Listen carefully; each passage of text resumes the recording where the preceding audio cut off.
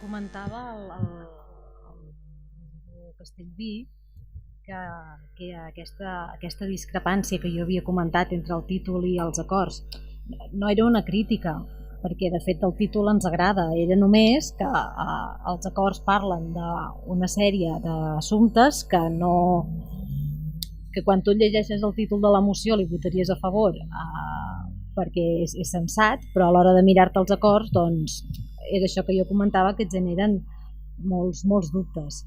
Deia el regidor que falta un pla per abordar-ho en les clàusules de la concessió. Clar, si la licitació es va fer fa un any, era abans quan havíem de fer els deures. Ara podem fer canvis, però com acaba de dir el regidor Pepe González, no es podrà canviar el contracte. Llavors, a la pràctica, no podem fer res per incidir ara.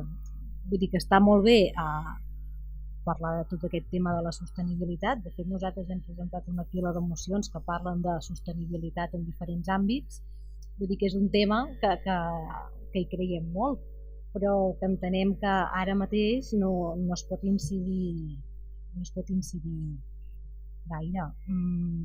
Quan comentava el senyor González que els canvis en els pavellons i en el tenis ja està fet, ho celebrem, però aleshores està fet i gairebé que se solapa una mica amb això que s'està demanant, perquè si ja està fet, ara ho demanem.